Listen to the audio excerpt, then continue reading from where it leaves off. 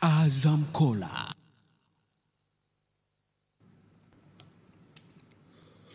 Habari ya wakati huu mtazamaji, popote pale ambako unaangalia runinga yako kwa hivi sasa. Hewani kwa hivi sasa ni Azam FC TV show. Karibu sana, tukikutangazia moja kwa moja kwa siku ya leo tukiwa live hapa ndani ya studio, na niko na makapteni wawili au manahodha wawili wa kikosi cha timu ya Azam, Himid Mao Mkami pamoja na John Boko Rafael, unaweza kumuita Adebayo, lakini pia nikiwa na wakiongozwa na kamanda wao akiwa katikati, yeye ni Jemedari Saidi, ni meneja wa kikosi cha timu ya Azam. Kwa hiyo karibu sana popote pale ambako unaangalia runinga yako ili uweze kujua kile ambacho tumekuandalia kwa siku ya leo, tukikutangazia live kutoka ndani ya studio, ikiwa ni maalum kwa ajili ya kupata ule ubingwa wa ligi kuu ya Tanzania bara, tukiwa pamoja na kikombe hapa ambacho timu ya Azam imekinyakua cha 2013 2014. Karibuni sana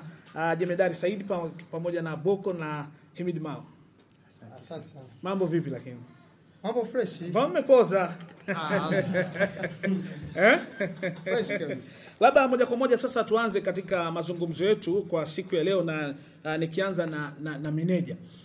Msimu wa 2013 2014 wa ligi kuu Tanzania bara, meneja Jemedari Saidi, kwa timu ya Azam ulikuwaje? Msimu wa 2013 2014 ndo tunaweza tukasema kama ni msimu wetu bora, kwa sababu tumefikia moja katika malengo yetu mawili ambayo tulikuwa tumejipangia.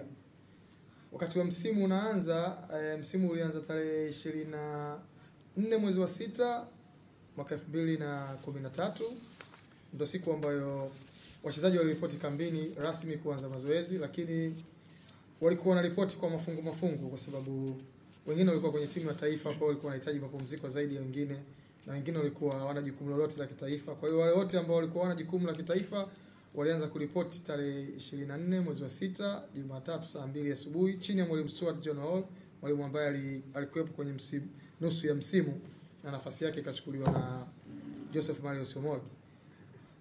Ni msimu ambao tulijipanga baada ya kuwa tumekuwa washindi wa pili mara mbili. Kwa hiyo ni msimu ambao tuliamua kabisa tangu mwanzo wa msimu kutafuta ubingwa wa Tanzania bara, lakini lengo la pili lilikuwa ni kucheza na kufika at least quarter final ya CAF Confederations Cup, lengo ambalo lilienda baadaye likafeli. Lakini ile la ubingwa ambalo ndio tutalizungumzia leo ambalo limetimia, lilikuwa ni plan B, haikuwa tu ni kitu cha kustukiza. Kwani mwalimu Stuart John Hall katika kikao cha tarehe 28 mwezi wa 6 mwaka 2013 alivyokaa na technical staff, alipanga ni namna gani tunaweza tukachukua ubingwa iwapo kama kuna mambo yatakuwa yametimia.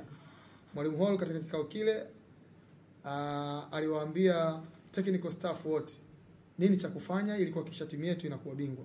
Lakini pia katika kikao ambacho alifanya na wachezaji na technical staff, alirudia maneno yale katika tarehe 9 mwezi Julai mwaka 2013, kwa sababu sasa wachezaji wote walikuwa wametimia, wale walikuwa kwenye timu ya taifa na ambao hawakuwa na majukumu ya kitaifa.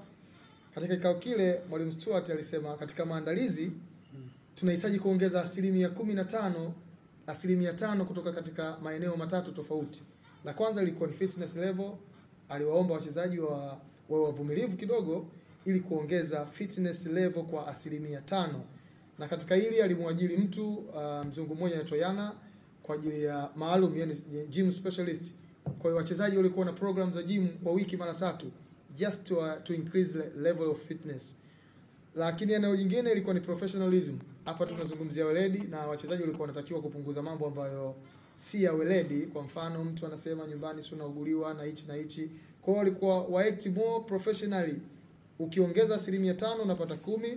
Lakini eneo jingine lilikuwa ni tactic and technique. Tactic for the team tactic na technique ni mchezaji mmoja mmoja. Kwa hiyo mwalimu alisema tukiongeza 5% hizo 5, na huku tukijua kwamba msimu ambao Simba ilikuwa mabingwa na sisi tukawa wa pili, basi walituzidi kwa pointi 8, lakini msimu ambao Yanga walikuwa mabingwa na sisi tukawa wa pili walituzidi kwa pointi 6. Lengo lilikuwa ni kutengeneza points kati ya 8 na 10, na alituambia wazi kwamba tukipata points 8 kati ya 8 na 10 tutakuwa mabingwa, na hicho ndio kilichotokea. Maana yake tulimaliza na pointi 56, ukiongeza 8 itakuwa pointi 64. Kwa hiyo 56 ukiongeza 10 na kuwa 66. Kwa tumefanikiwa, tumepata pointi 62 ambazo zimetufanya sisi kuwa mabingwa. Kwa hiyo unaweza kuona kwamba ni kitu ambacho kilikuwa planned kabla hata hatujaenda kwenye pre-season South Africa tarehe 13 tarehe 3 mwezi wa 8. Okay, lakini pamoja na ushiriki huo kulikuwa kuna changamoto nyingi sana ambazo zimeweza kujitokeza katika mafanikio haya ambayo timu ya Azam imeyapata. Labda unafikiri ni hasa changamoto zipi ambazo zilikuwa zikikabili timu ya Azam? Ya, kabla tujaenda kwenye changamoto, nafikiri kwanza tuzungumzie maandalizi yetu, tumalizie kwenye maandalizi kwa sababu unajua maandalizi ndio kila kitu. Maandalizi ya timu wakati iko huku chini kabla hata ligi haijaanza ndio sehemu muhimu sana, kwa sababu tulipotoka hapa tukaenda kuweka kambi ya zaidi ya siku 10 pale South Africa na tunacheza na timu ambazo zina viwango vikubwa. Watu walikuwa wanaona sisi kama tunakwenda kucheza tu, lakini kwa sababu tulikuwa tumeplan kwa mabingwa na tulikuwa tushaongeza hivyo vitu vitatu ambavyo nimezungumza hapo mwanzo, tulikuwa na lengo la kwamba tutapata mechi 4 kule. Na kweli tulikuwa tushapanga mechi zetu 4. Mechi ya kwanza tulipofika pale tukacheza na Kaizer Chiefs, wakatufunga goli 3-0 pale na Chorena. Tulijifunza kwa sababu zile goli 3 zilitutofautisha sisi na wao. Tuliona gap iliyopo kati ya sisi na wao, na wachezaji wetu wakakubali kwenye kikao ambacho kilifuata siku ya pili kati ya technical staff na timu, wakaambiwa makosa yao na wakakubali, na waliliona ile gap na wakaamua ku work out ili kulifidia ile gap, kila mtu kwa wakati wake. Mchezaji mmoja mmoja, technical staff walikuwa wanatoa mawazo yao, nini kwa wamekiona tofauti yetu na wao ni nini. Tulifungwa na kila mtu kwenye mitandao na nini, wakawa tunaonekana sisi kama vile tumeenda kutalii tu, tunafungwa na nini. Mechi iliyofuata tukacheza Crawford kule na Mamelodi Sundowns, tukashinda 1-0. Lakini mechi nyingine ambayo ilikuwa ya 3 tukacheza na Orlando Pirates ambao walikuwa wanacheza Champions League, wakatufunga 2-1. Na mechi ya mwisho tukacheza na Swallows, timu ya Nomvete, wakatufunga nao 1-0. Katika mechi zile tulishinda 1, tukafungwa 3. Of course tungeweza kwenda sehemu yote, tungeweza kwenda Kenya, Uganda, Rwanda huko ambako tungecheza na timu za kiwango cha kwetu au cha chini yetu tukashinda, alafu tukaja kwenye ligi tukaamini kama tuko sawa sawa. Lakini tulienda sehemu ambayo wametuzidi. Kwa hiyo katika ile kufungwa sisi tulikuwa tunajifunza kitu. Watu wakatuchukulia sisi kama tumekwenda kutembea, lakini kwa kufungwa kule tulijijenga, kwa sababu kwanza tulikaa kambini, tukawa kama timu, tukawa tunajua makosa yetu. Unafungwa unaona kosa lako nini, unafungwa unaona umezidiwa wapi, unafungwa unaona wapi sehemu ya kurekebisha. Wachezaji wakakubali. Tulipokuja kucheza na Yanga tukafungwa mechi ya Ngao ya Hisani tarehe 17 mwezi wa 8, lakini haikutusumbua sana.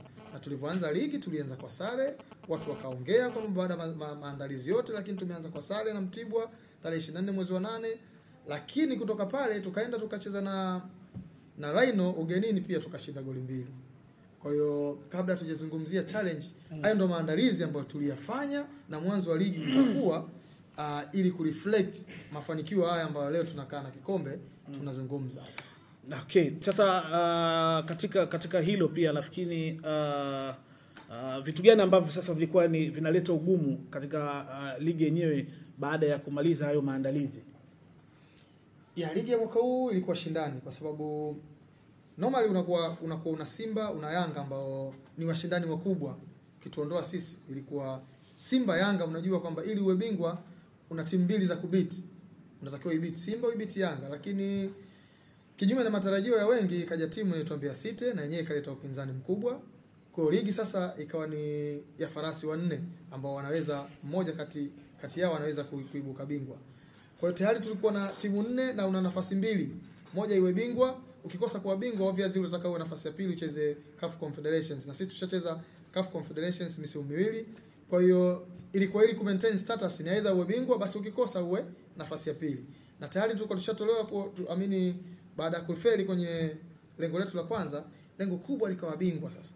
Lakini bingwa ushindani ni mkubwa, kuna Simba, kuna Yanga, kuna Mbeya City, then kuna wewe Azam ambaye unataka kuwa bingwa. Kwa hiyo hiyo ilikuwa changamoto ya kwanza. Timu nyingi zilikuwa zinataka ubingwa. Japo timu zote zinapoanza ligi, hakuna anayesema anataka kuteremka au anataka kufanya nini. Kila mtu anasema anataka kuwa bingwa. Lakini wale wenye nia ya dhati ya kuwa mabingwa tulikuwa 4 katika namba. Kwa hiyo ndio sehemu ya kwanza, kwamba kulikuwa na timu nyingi ambazo zinataka kuwa bingwa. Lakini kulikuwa na swala la ushindani kuongezeka, kwa sababu Azam TV walikuja wakaongeza pesa zaidi ya zile ambazo wadhamini wakubwa Vodacom wanatoa. Kwa hiyo kila mtu sasa alikuwa na nafasi ya kulipa mishahara wachezaji wake, kusafiri kwa na uhakika, kwa wachezaji wanaandaliwa kwa wakati, kwa muda mrefu. Kwa hiyo unakutana na timu acha hizo 4 zingine nazo zimejiimarisha. Lakini pia kuna changamoto ya viwanja. Kama unakumbuka, tukiwa katikati ya msimu, baadhi ya viwanja vilifungiwa. Mbeya kilifungiwa, Tanga kilifungiwa, Kaitaba kilifungiwa. Kwa hiyo nao ni changamoto kubwa kwa watu kama sisi ambao tuna viwanja vizuri vya Chamazi. Chamazi tuna viwanja, jumla ya viwanja viwili ambavyo vyote ni standard. Kuna kile ambacho kimekuwa certified na FIFA na CAF wamekipitisha, lakini tuna kiwanja cha nyasi kama cha taifa pia.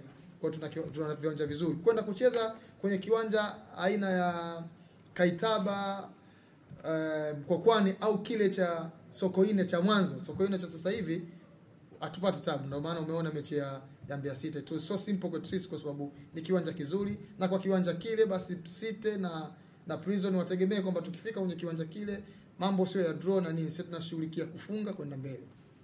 Okay, sasa kabla sijarejea tena kwako, kama nilivyoweza kusema mtazamaji wa Azam FC TV show, niko na John Boko pamoja na Himid Mao. Hawa ni manahodha wa timu ya Azam. Lakini sasa katika mazungumzo yetu kwa sasa, hem tuzungumze na John Boko ambaye ni nahodha wa kihistoria, ambaye ndiye ambaye aliweza kuisaidia timu ya Azam FC kuweza kupanda daraja kwa kuweza kufunga goli lake la kuipandisha timu ya Azam, lakini pia kule Mbeya akaipa timu ya Azam ubingwa akiweza kuifungia goli la pili. John Boko, Rafael, pengine tuambie malengo ya timu, unafikiri sasa kama nyinyi wachezaji yameweza kufikiwa, na kitu gani hasa ambacho ulikipata baada ya kuweza kufunga goli la mwisho la kuweza kuipa ushindi timu ya Azam FC?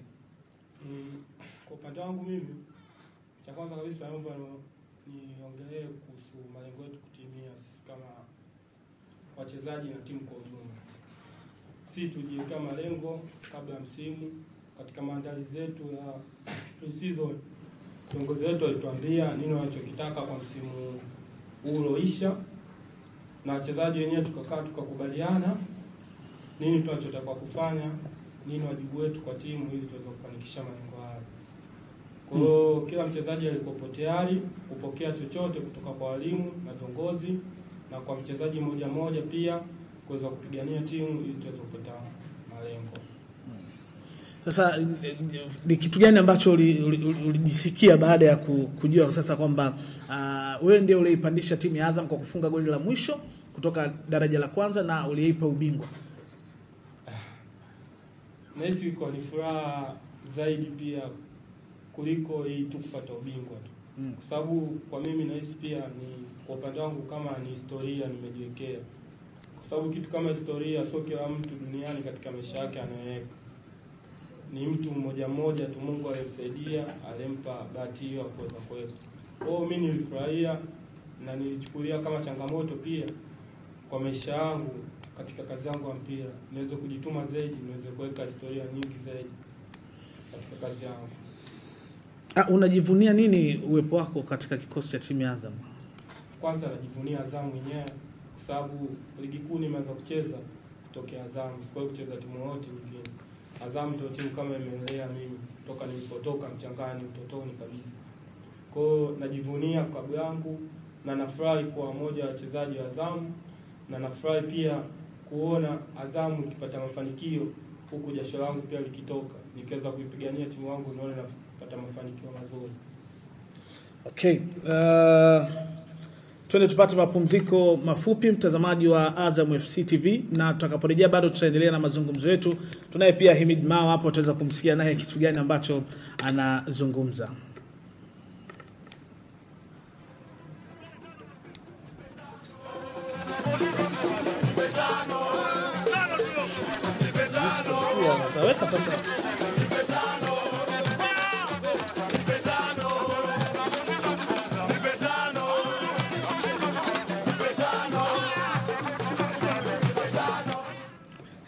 Okay, haya.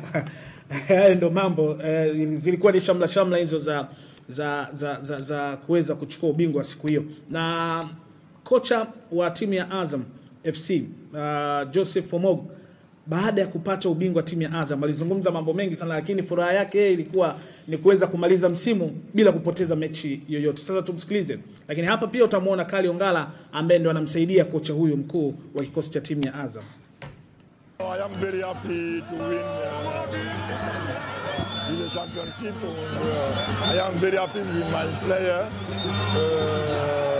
We have worked very hard and I am happy with this result. Okay, what about today's game? The game was very hard. You know that when you win the title, when you play the last game at home, it is very important to win the game. And we need to win the game. I am afraid because my player, the concentration was not there, but at the end, it's good. Any message for fans? I am very happy with the support of these fans who congratulate very, very happy. Na furaha, nadhani tumeka historia kwa timu yetu na bado mimi siamini mpaka sasa, lakini nadhani baada nikipumzika kidogo ndio nitaanza kuelewa nini kilitokea, lakini na furaha sana na nashukuru Mungu kama tumeweza kuwapiku wale wapinzani wetu. Sio kitu rahisi na tunastahili pongezi sana. Mimi nilijua mechi itakuwa ngumu kwa sababu situations zilivyo. Unajua na matukio pamoja tulikuwa tushakuwa mabingwa, lakini hauwezi kujua wenzetu wana rufaa yao, lakini hauwezi kuelewa nini kinatokea mpira wa Tanzania. Lakini muhimu tumeweza kila kitu kwa mikononi kwetu, tumeweza kumaliza na ushindi. Haya, huyo ni Kalimangonga Ongala, kocha msaidizi ambaye umeweza kumuona, lakini wa kwanza alikuwa ni Joseph Fomog. Yeye ni kocha mkuu wa kikosi cha timu ya Azam ambayo ameweza kumaliza msimu kwa kuweza kuipa ndoo hiyo timu ya Azam FC. Himid Mao, pengine wewe ni mmoja wa wachezaji ambao pia ukiwa na John Boko mmetoka mbali sana na hichi kikosi cha timu ya Azam. Na nafikiri umeanza katika timu ya vijana mpaka ukaja katika kikosi cha timu ya wakubwa. Labda nini hasa kwa hivi sasa katika kikosi cha timu ya Azam baada ya kuchukua ubingwa, na pengine ulijisikiaje ukiwa ni moja kati ya wachezaji ambao umeweza kuisaidia timu ya Azam kuwa mabingwa wa ligi kuu Tanzania bara? Kusema ukweli, mimi kama mchezaji, na ndoto ya mchezaji yote ni kufikia mafanikio katika kile anachokifanya kwa kupata vikombe au kufika mbali zaidi. Mimi kama mchezaji wa Azam najivunia mafanikio yote ya klabu yangu tangu nikiwa academy hadi sasa hivi nacheza senior team.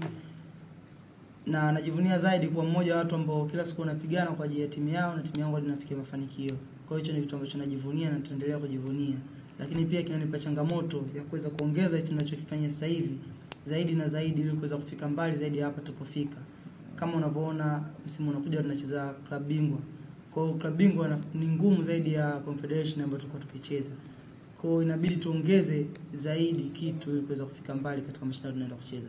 Lakini wewe kama mchezaji ambaye umeweza kuisaidia timu ya Azam kuwa mabingwa, unafikiri ulikuwa mkipata changamoto gani hasa katika uchezaji?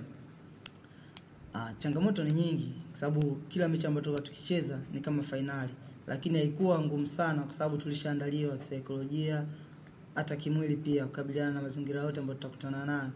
Kwa sababu watu kwanza leo, yani hicho ambacho tumekipata leo tulikipigania karibia misimu mitatu iliyopita, lakini tulikuwa tukikikosa kwa sababu ya vitu ambavyo vilikuwa vinakosekana. Lakini sisi kama wachezaji ambao wengi wetu tuna moyo wa kujituma na kujifunza kutokana na tunapokosea, haikuwa kazi ngumu kuongeza vitu vilivyokosekana katika misimu iliyopita.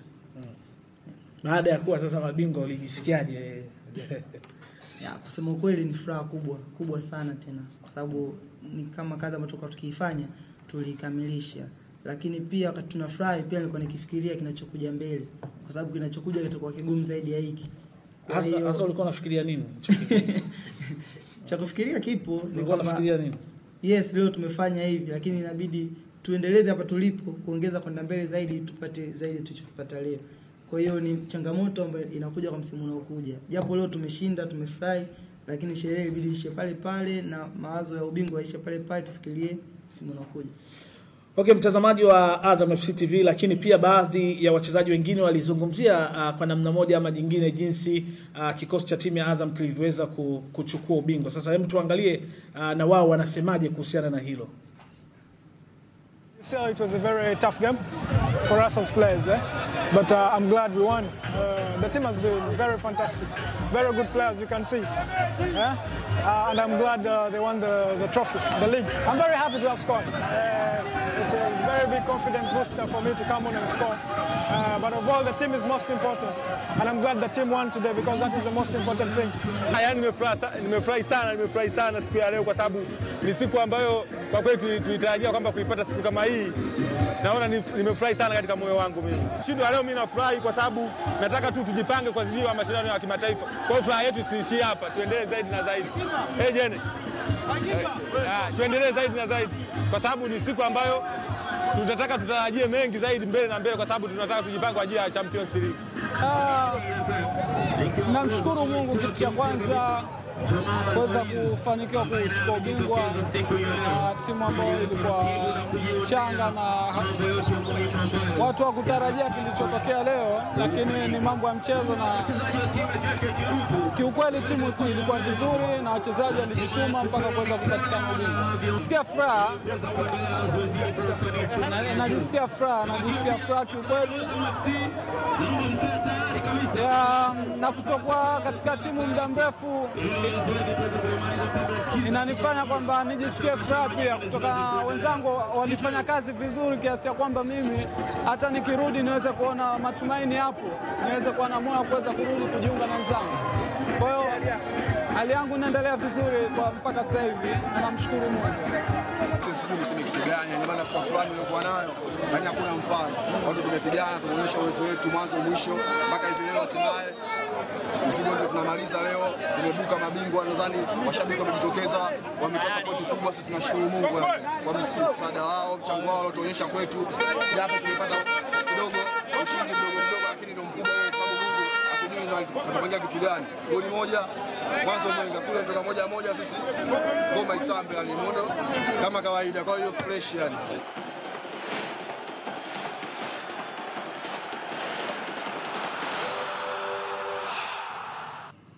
Okay, mtazamaji wa Azam FC TV, hao ni baadhi ya wachezaji nao walikuwa wakizungumza kuhusiana na baada ya kuwa mabingwa sasa kikosi cha timu ya Azam. Sasa nirejee kwa Jemedari Saidi, lakini ubingwa huu Jemedari umekuwa na maneno minong'ono ya hapa na pale. Labda unafikiri kwa nini watu wakiibeza timu ya Azam kuwa mabingwa maneno yakitoka mengi sana? Ni kweli, lakini siku zote sisi hatujihusishi sana na maneno ya watu wanavyozungumza, lakini inapofikia time unajua uongo ukizungumzwa sana baadaye unaweza ukageuka kuwa ukweli. Kwa hiyo na sisi tuna take time kujibu. Sio kujibu as such, lakini kufafanua nini kinachotokea. Maneno yamekuwa mengi, watu wamekuwa wakizungumza sana, lakini tatizo tu ni kwamba kwa sababu Azam wamekuwa mabingwa. Sisi tumeshawahi kuwa kabla wakati tumepanda watu wameishia nafasi ya 8, tushawahi kuwa nafasi ya 3 mara 2. Hakuzungumzwa chochote kile kuhusu Azam. Na tatizo ni tu kwamba sasa hivi tumefika sehemu ambayo watu wanaona sisi hatustahili kuwepo. Kuna timu zao ambazo wamezipanga wao kwamba ndio hizo zinatakiwa kuwa hapo. Lakini akitokea mtu mwingine akaleta challenge, basi anaonekana yeye pale hastahili kuwepo. Sio sisi tu. Leo hata kama mfano Ashanti ingekuwa ijashuka au Lesembe asite, leo na wenyewe wanashiriki katika maneno kutuzungumza sisi. Lakini wajue kwamba wakifikia mafanikio tuliofikia sisi na wenyewe watazungumzwa. Kwa hiyo sisi tunachukulia, unajua kwenye mpira kuna mambo mengi. Sometimes watu wanafanya mind games kwa sababu ya tu kukudisturb wewe, kukutoa kwenye concentration. Lakini kwa sababu sisi kwenye mpira tumekuwa miaka 10 sio kidogo. Tangu 2004 timu imeundwa, 2008 imeanza kucheza Premier mpaka leo ni anniversary ya miaka 10. Tunamshukuru Mwenyezi Mungu kwamba katika kutimiza miaka 10 tumepata na kikombe. Kwa hiyo inaonekana kabisa kwamba kuna progress. Wakati tunatoka huko chini wa nafasi ya 8 mpaka unakwenda ya 3 ngapi, then unakuwa bingwa. Haiwi tu. Kuna uwekezaji mkubwa umefanyika. Watu wanatakiwa kabla hawajazungumza waangalia namna gani Azam imekuwa. Ilianza haina kiwanja, haina nini, kama timu hizi zilizopo sasa hivi, timu kubwa ambazo za miaka 77, 76, hazina viwanja, hazina nini. Na yenyewe ikapitia system hiyo, lakini baadaye ikaona umuhimu wa kuwa na kiwanja, ikaona umuhimu wa kuwa na academy, leo hii kuna kuna national team under 20 iko kambini. Mwanzo wachezaji wa Azam walikuwa 6, lakini mpaka ninapozungumza hapa wachezaji wa Azam wako 12 ambao wako timu ya taifa ya vijana. Sasa kesho kutwa ukiona Azam jinsi ilivyojipanga inataka kuwa bingwa kutumia wachezaji wake hao, wewe unakataa. Lakini mpira ni kama shule, huwezi kwenda darasa, huwezi kufika form 4 kama kufanya mtihani na darasa 7, haiwezekani. Lazima ufanye darasa 7 uanze form 1 ndio uendelee. Sasa huwezi kuamka tu nyumbani ukaamka ukasema mimi form 4 nataka nifanye mtihani, inakuwa ngumu. Na sisi kwa kulifahamu hilo tumeanza na academy hatua kidogo kidogo. Sasa hivi Boko unayemuona Imidi Sure Boy Sudan wametokea kwenye huo mpango. Unakuwa sasa hivi una Aishi Manula, una Kimwaga, una Bryson, una Faridi, una Kevin, Gadiel wametokea kwenye huo mtiririko. Na leo ni wachezaji wa kikosi cha kwanza, lakini watu hii yote hawaoni. Watu wanaona tu kwamba Azam kwa sababu iko chini ya makampuni ya Baresa na Baresa ni tajiri, basi Azam anatumia utajiri kupata ubingwa. Sio kweli, kwa sababu timu hii imekuwa kwenye ufadhili mkubwa tangu siku ya kwanza inapanda daraja. Ilikuwa kwenye ufadhili mkubwa, lakini haikupigwa vita kwa sababu haikufika nafasi ya kutaka kuwa bingwa. Vita imeanza baada ya kuwa nafasi ya pili mara 2 na watu wakaona kabisa wana progress ya kwenda kuwa mabingwa. Sasa maneno yamekuwa mengi, lakini maneno yao sisi hatunyimi usingizi, kwa sababu tumeonyesha kwamba tulistahili kuwa mabingwa, ni mabingwa sio pingika. Hata kama hivi mtu anashinda mechi 26, anacheza mechi 26 bila kufungwa, wewe bado uridhiki, unataka afanyeje? Tumecheza 26 matches, hatujapoteza hata mchezo mmoja. Na shida yetu sisi inakuwa sehemu moja, tunapocheza kwenye viwanja vibovu. Na kutaka kudhibitisha hili, tumecheza Simba na Yanga Taifa mechi 4. Tumeshinda mechi 3, tumedraw. Zikianzishwa na mwamuzi Dominic, tumefunga Yanga mara 1. Yanga kwa bahati nzuri tunaweza kusema walijitahidi mechi ya pili, kwa sababu tukiwa pungufu wao walikuwa wanaongoza na sisi tukarudisha goli, kwa sababu wametuongoza goli wakapata penalty, kipa akaokoa. Lakini zaidi ya hapo tukapungua kabisa kwenye mchezo wenyewe, tukawa pungufu, lakini tulifight tukapata goli la kusawazisha. Ndio maana nakwambia kwamba Yanga kwenye mechi ya pili walijitahidi, kwa sababu mechi ya kwanza walipigwa 3, mechi ya pili wakapata sare ya 1-1. Kwa hiyo unaweza ukaona sasa mtu akikaa akazungumza, Azam inafanya hivi, saa zingine tunaona tu kwamba ni mind games, wanataka kututoa kwenye concentration. Lakini kwa sababu tulikuwa tumejipanga, hatukuona sababu ya kudili na hivyo vitu kwa wakati ule. Tuliona sisi ili kuwajibu ni kiwanjani tu.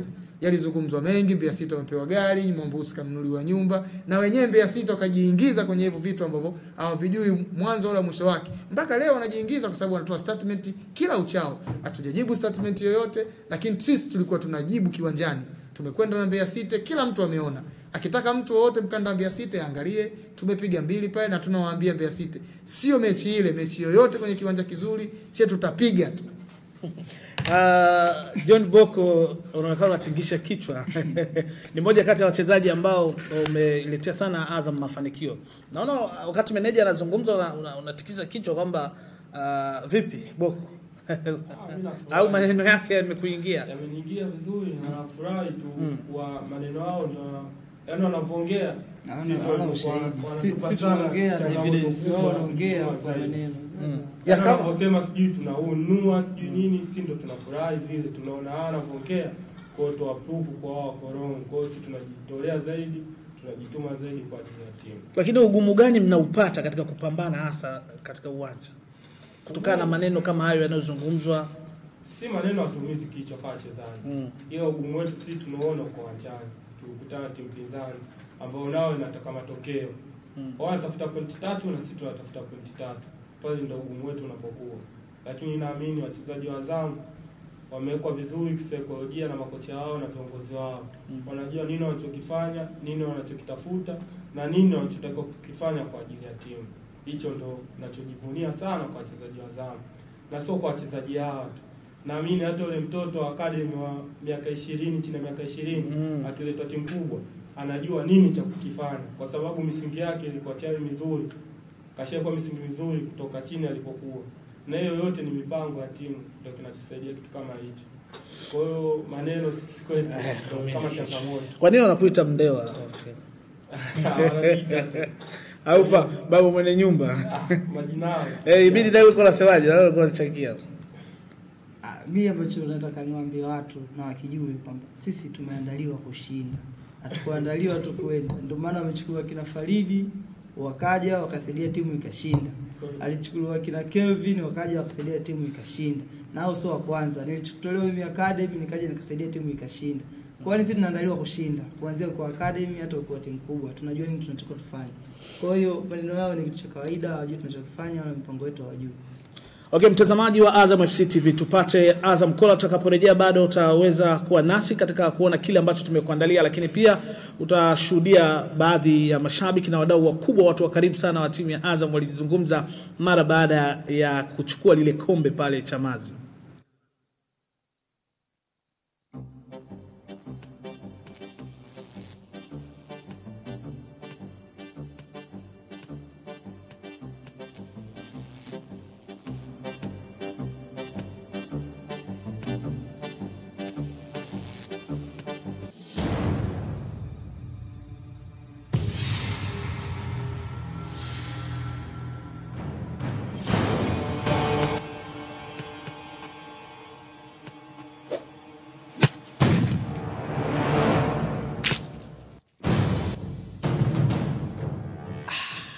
Azam Kola.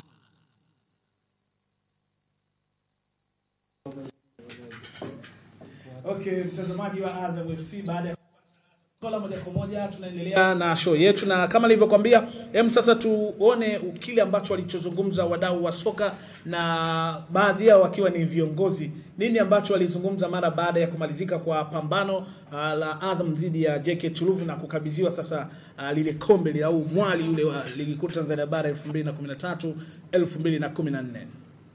Kwa kweli tuna furaha kubwa sana, haina kifani, haielezeki. Na tunashukuru kwa mshirikiano wa watu wote, kwa wadau wote wa kwenye mpira. Na tunafurahi, hatuna kifani yani. Na tunaomba na tunasema tunaendelea. Hii ndio mwanzo, tunaendelea. Karibuni sana. Hawa ndio Azam FC. Kwanza ni changamoto kubwa sana tumepata sisi Azam. Tumeumia sana, tumeteseka sana. Na tunamshukuru Mungu tumebadilisha mpira wa Tanzania, na sasa hivi ni wakati wa msimu wa mapinduzi ya soka Tanzania, Azam FC. Kwa siku yetu ni furaha kubwa sana. Tunaomba mtu yote ambaye anataka kuja Azam, milango iko wazi. Njoo Azam, Azam FC. Azam ni kila kitu. Sisi hatuna ubaguzi. Wote sisi. Azam ni kama Azam. Njoo. Bidhaa bora Baresa, timu bora Baresa. Njoo kwetu. Azam FC. Mimi ninachoshukuru kwanza, namshukuru Mwenyezi Mungu kwa kutuwezesha kufanya vizuri kutoka kuanza kwa ligi mpaka msimu wa ligi. Kwa kweli tunamshukuru Mungu kwanza. La pili kabisa, timu yetu ni nzuri, na ndio maana tumeweza kuwa mabingwa bila kufungwa hata mechi moja. Sasa imefanikiwa kuchukua bingwa, sura yako ipo. Nimefurahi sana. Tena napenda kuwapongeza wakurugenzi wangu, wameweza kutupa ushirikiano wa karibu, timu pamoja na benchi la ufundi pamoja na sisi viongozi. Tulikuwa kwa pamoja katika jambo hili. Yaani tunashukuru kwamba tumeweza kufanikiwa, kwamba haya ndio yalikuwa malengo yetu.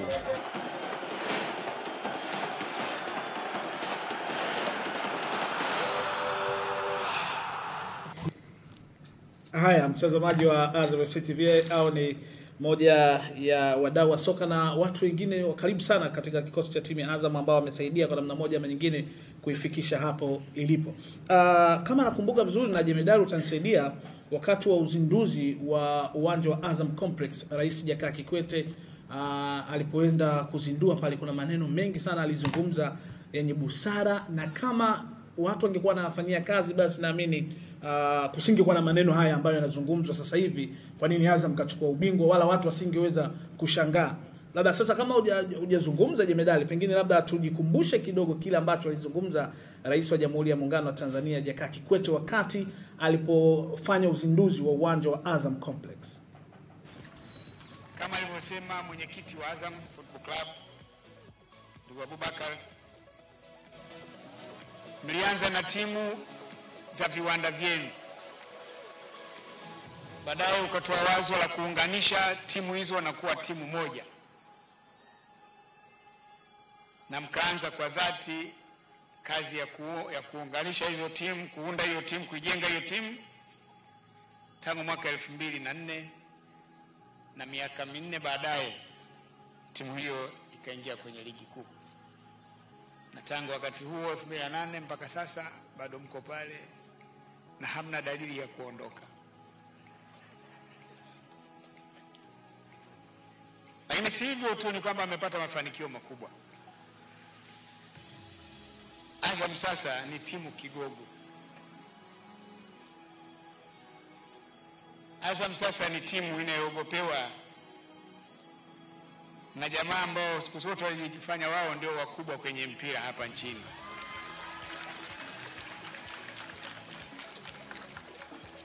Kila mmoja siku ikiwa na mechi na Azam yuko hoi bin taabani.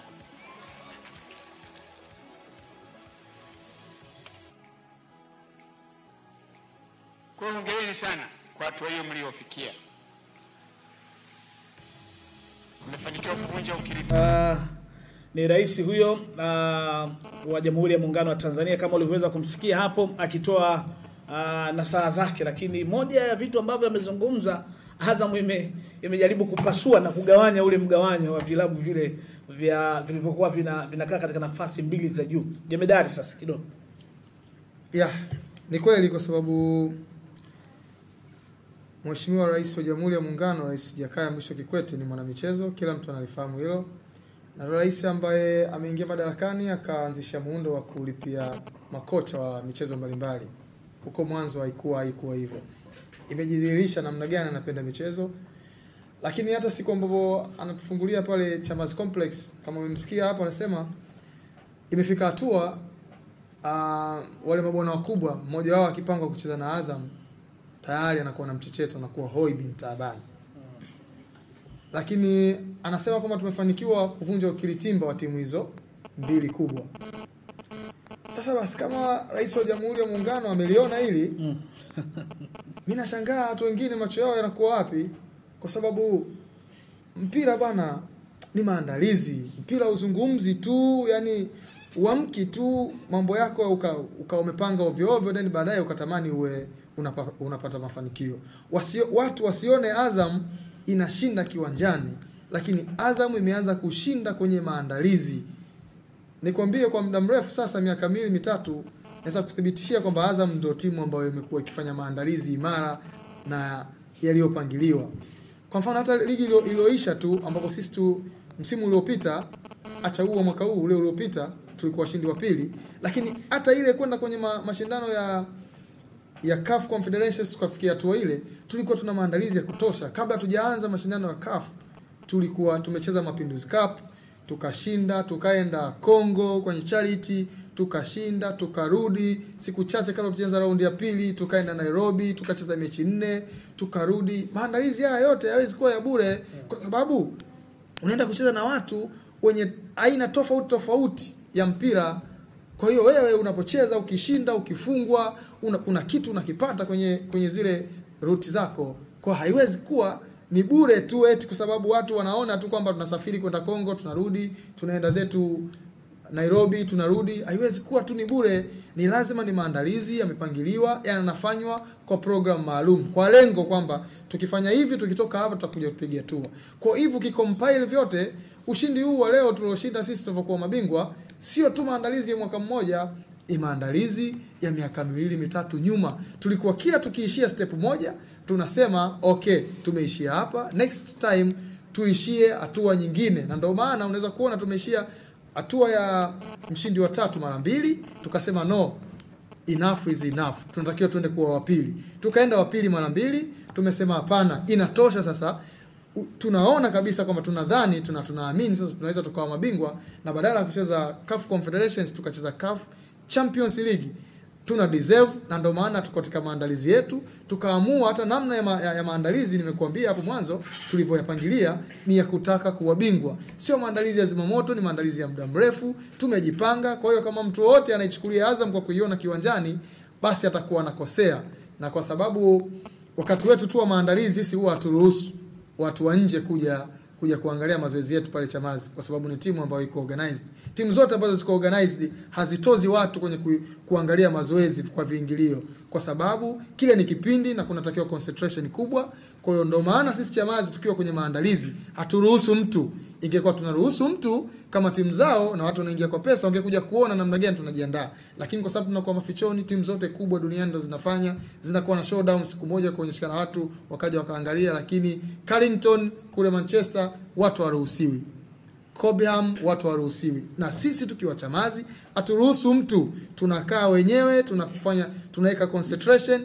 Tukija Taifa mtu asije akaona kwamba ni from nowhere. Hapana, tunajipanga, tunafanya maandalizi, na pale tunakuja kutafuta outcome ya kile tulichokipanga kwa muda mrefu. Sasa hichi tulichokipata ni matokeo ya maandalizi, haikuja tu from nowhere. Tumepanga na matokeo yake, na Waswahili wanasema kupanga ni kuchagua. Sisi tumechagua hivi kuwa mabingwa. Sawa, mtazamaji wa Azam FC TV, kama una swali kwa meneja Jemedari Saidi, una swali la kumuuliza John Boko, ama una swali la kumuuliza Himid Mao, sasa huu ni wakati wako kwa nambari ambazo unaziona katika runinga yako kwa hivi sasa, na simu zimeshaanza kuingia. Labda moja kwa moja tuweze kupokea na tuwasikilize. Una maoni, una ushauri, una swali, wakati ni wako kwa hivi sasa, mtazamaji wa Azam FC TV. Kwenye line yuko msikilizaji hapa. Hello? Hello? Hello? Hello kwenye line.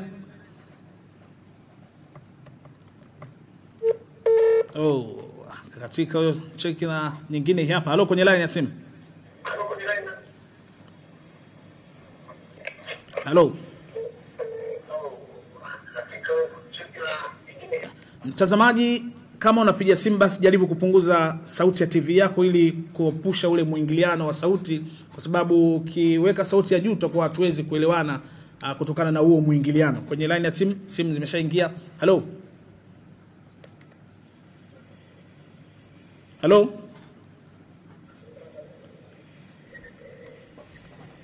Hello kwenye line ya simu. Hello. Habari yako?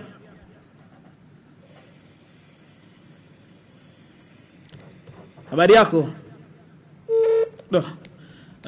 Haya.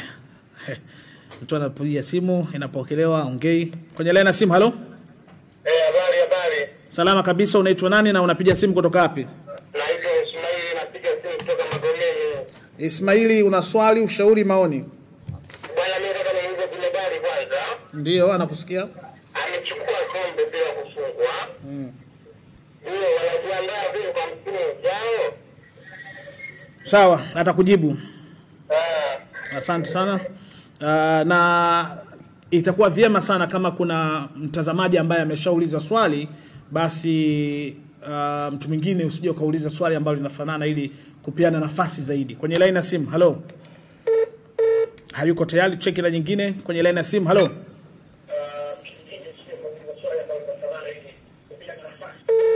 Tunaomba unapopiga simu jaribu kupunguza sauti ya TV yako ili kuepusha ule muingiliano wa sauti. Kwenye line ya simu, hello.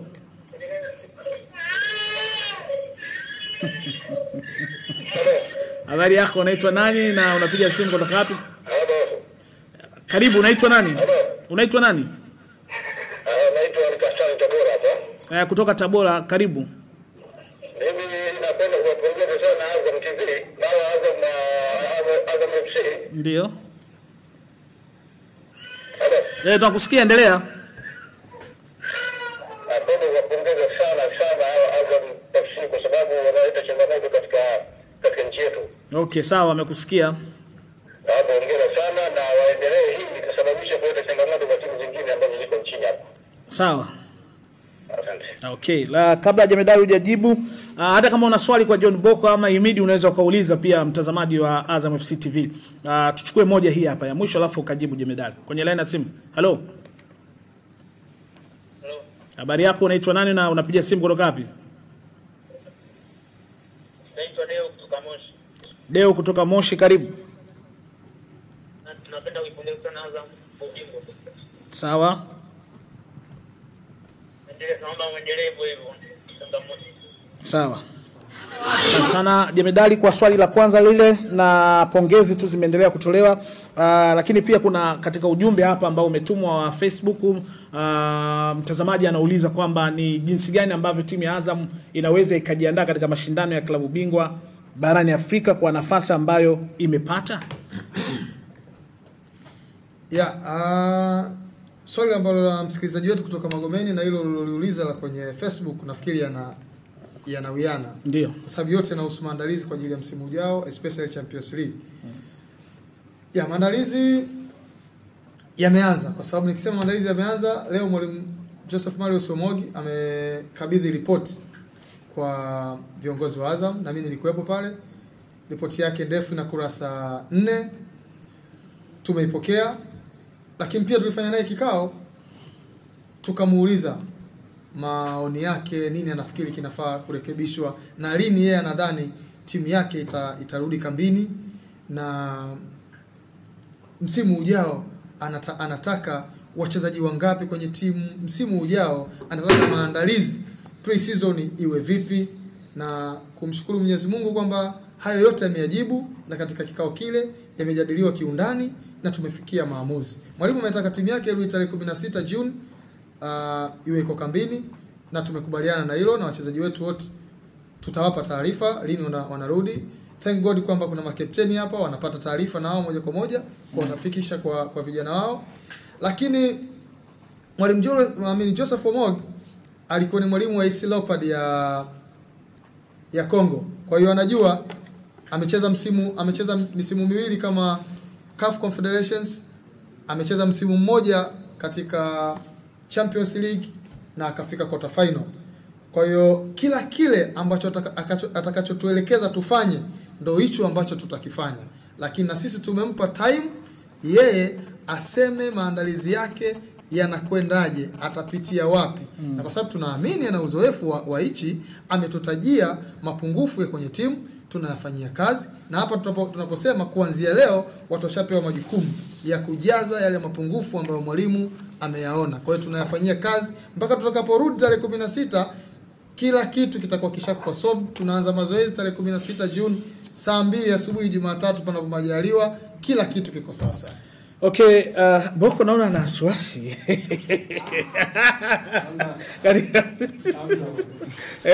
Naona wasiwasi, naona kama sasa Boko na Imidi kwenye page yetu ya Facebook ya Azam FC ni kwamba swali kwenu, kitu gani ambacho mtakifanya katika kuiwezesha timu ya Azam iendelee kupata mafanikio? Kianza kwa Boko. Nahisi hao ni majukumu yangu mimi kama mchezaji binafsi na captain. Wow, utaki kuipigania timu yangu ndani ya uwanja pia nje ya uwanja. Kwa hiyo nachoamini mimi, hata wachezaji wengine pia watakuwa na mawazo kama yangu. Tutachokifanya sisi kama wachezaji wa Azam, tutasikiliza nini viongozi wetu wanataka na kocha wetu nini anachokitaka. Hicho cha kwanza, kabla yenyewe hatujatolea maamuzi mengine yote. Lakini pia naamini wachezaji sasa wameenda kupumzika. Kila mtu ataenda kutuliza akili yake kuweza kufikiria kazi yake inayokuja ni nini, kwa sababu kama media alivyosema, hapa tulipokufika sio kudogo, ni sehemu kubwa na nzuri, kazi tuliyofanya ni nzuri, lakini kuimaintain sehemu tuliyofika sisi inahitaji kazi nzuri zaidi ya hii hapa. Kwa hiyo tunahitaji kupigana zaidi hapa ili tuweze kupata mafanikio zaidi.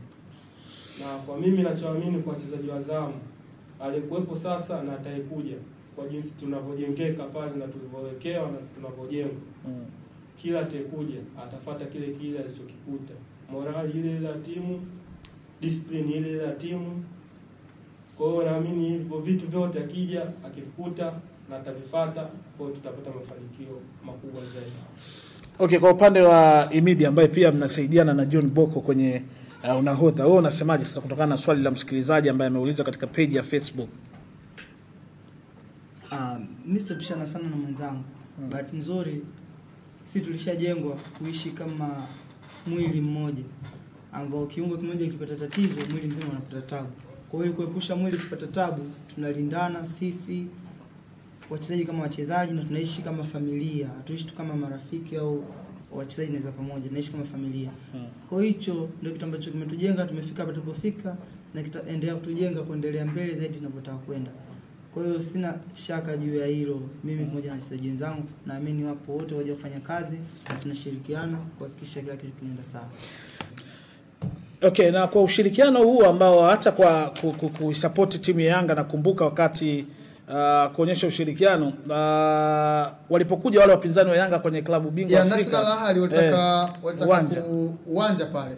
Of course tulipata changamoto sana kutoka kwa watu wengine ambao walisema sisi tufanye biashara na nini, lakini hapana, mimi sidhani kama unaweza ukaenda kucheza na National Al-Ahli Misri alafu Zamalek wakakupa kiwanja. Waarabu inapokuwa swala la kitaifa linabaki kuwa la kitaifa. Wakicheza wao kwa wao, then uhasama unakuja. Sisi tulisema hapana, walikuja wakasema, sisi tukasema hapana, hii ni timu ya Kitanzania, inatuwakilisha sisi wa Tanzania, hatuwezi kutoa kiwanja. Isipokuwa kama Yanga wangetaka facilities zile watumie, tungewapa, lakini tusingeweza kuwapa Al-Ahli afuaji wa yadhibu Yanga, hapana, tuko hivyo. Okay, cha kumalizia manager sasa, wakati tunahitimisha kipindi chetu, nini ambacho unaweza kusema? Naweza kusema kuna mambo mawili matatu kidogo kwenye ligi ya mwaka huu kidogo yamekuwa na matatizo, na nafikiri wenye mpira FA wayaangalie kidogo kwa ufanisi. Kuna hili la security. Unajua kwenye mpira kitu kikubwa zaidi ni security ya wachezaji. Kuna viwanja security yake kwa wachezaji ni ndogo mno. Kuna riski kubwa. Labda watu ambao wanatakiwa kulinda usalama wa wachezaji na wenyewe wamekuwa wana matatizo. Kwa mfano Mbeya, watu wa nje wanaingia sana kiwanjani. Kirumanga waweza kuwa shahidi. Mpira umeisha, mpira hujaisha, pale kuna uzio na askari wapo. Kuna taratibu nani anatakiwa kuwa ndani ya uzio na nani hatakiwi kuwa ndani ya uzio. Na kwa sababu Mbeya imekuwa ni sehemu ambayo matukio ya ajabu ni hatari sana kwa wachezaji, kwa afya za wachezaji na watu wengine, technical staff ambao wanakuwa ndani ya kiwanja. Kwa hiyo tuliangalia hili. Sehemu nyingine ni Tanga, ulikuwepo wewe, namna ambayo tulimaliza mechi watu wanaingia kiwanjani ovyo ovyo. Kwa hiyo security Tanga nao mbovu, lakini nimeshangazwa sana na security ya kiwanja cha Taifa. Inawezekana maana mimi sikuona ile tukio, lakini nasikia mtu anatoka jukwaani, the whole way from jukwaani, hajaonwa, amekimbilia akachukua taulo linatundikwa kwenye nyavu za goli. Uwezi kuamini, maaskari wapo. Sasa kama mtu huyo kipa anaangalia mbele, huyo mtu angekuwa amekuja na kisu amechukizwa, angemchoma hivyo, maskini ya Mungu, ingekuwa tatizo. Kwa hiyo security kwa wachezaji ni kitu muhimu. Lakini hata Chamazi walikuja askari juzi, watu wanashangilia kikombe, kuna watu ndani kibao. Askari wanapokuja waje kufanya shughuli zinazowaleta. Kuna mambo mengine, kwa mfano ratiba imetuumiza. This time imetuumiza kwa sababu unaweza kusema sisi tulikuwa tuna deserve kile ambacho walikuwa na deserve Yanga na Simba. Kwa mfano Yanga walikwenda raundi ya kwanza walikwenda Mbeya, wakacheza mechi ya raundi ya kwanza na Prison, then wakacheza na Mbeya City. Wamecheza mechi ya kwanza, wakasubiri wakacheza mechi ya pili, wakaondoka. That means ana hakika mechi mbili zote atakuja kucheza Dar es Salaam raundi ya pili. Lakini basi iwe na timu zingine, isiwe timu moja au mbili tu. Sisi tumekwenda Mbeya mara mbili, tumekwenda Tanga mara mbili. Nao ni tatizo, kwa hiyo liangaliwe. Lakini pia kwenye kucheza, kwa mfano, kwa nini sisi tunakwenda kucheza Mabatini, Yanga haiwezi kwenda kucheza Mabatini, Simba haiwezi kucheza Mabatini, wakati sisi tuna deserve kile ambacho wanapata Simba na Yanga? Let's say nafikiri hili FA wataliangalia. Kwa sababu tushakuwa mabingwa sasa, watatupa nafasi yetu stahiki kwamba tunastahili kucheza. So mfano tunacheza mechi ya Mabatini, Yanga anacheza Taifa, sisi tunacheza Mabatini, si mechi imehairishwa, kiwanja kibovu, tunatafuta ubingwa, tuko katika vita inayoendana. Unajifili mfili ya kwamba kwa nini mimi nacheza hapa, Yanga anacheza Taifa? Ilikuwa nafasi na sisi ya kucheza Chamazi kwa sababu ni kiwanja ambacho watu wengi wanatumia. Waje tutumie pale Chamazi kama opportunity tunapata Yanga na sisi tuipate, opportunity tunapata Simba na sisi tuipate. Kiwanja kitu kingine, kuna mambo mawili, ni mambo ya kuboresha tu. Kwa mfano siku moja nilikuwepo Taifa pale, ni mambo ya kizamani sana. Mtu anafunga magoli 3 alafu kukabidhiwa mpira inachukua kama sherehe ya chama cha siasa. TV mpaka yasogezwe ya nini, iwe rahisi tu, mtu anafunga magoli 3 ape mpira wake aondoke. Juzi sisi tumekuwa mabingwa, tunaona bana kwenye TV, watu wajifunze. Unajua sio ubaya kuiga kitu ambacho ni kizuri, kwa sababu unaboresha kwenye ligi yako. Sasa hivi kuna Azam TV, for instance, sisi tumekuwa mabingwa pale, tayari tulishakuwa mabingwa hata hatujacheza ile mechi. Kwa hiyo kulikuwa na namna ya kunogesha ubingwa wetu kama wanaofanya wenzetu. wa JKT Ruvu walitakiwa waelezwe, wajipange mistari miwili, mabingwa wanapita, unawapigia makofi, inaleta changamoto. Ni vitu vya kuboresha tu, ni kitu kizuri ambacho unatakiwa ukifanye. Sawa. Muda umekwenda. Asante sana John Boko Rafaeli, nahodha wa timu ya Azam FC. Asante sana Himid Mao, asante sana Jemedari Saidi. Hatuna cha ziada kwa siku ya leo kutoka hapa ndani ya studio moja kwa moja ambako tulikuwa tukukuletea matangazo haya ya Azam FC TV kwa siku ya leo. Shukrani sana kwa Isa Didi, Sande Mwakanosia pamoja na Sela. Mimi naitwa Saidi Kilumanga. Jemedali anataka kushika kombe, alishike walivute kombe Isa wala pamoja na Sande Mwakanosia ambaye alikuwa kwa upande wa matangazo. Hili ndio kombe ambalo Azam imeweza kulipata. Basi ni vyema Isa ukaja wakatupiga wide moja hapa wakati tunaagaaga tunaondoka. Jemedali anashauri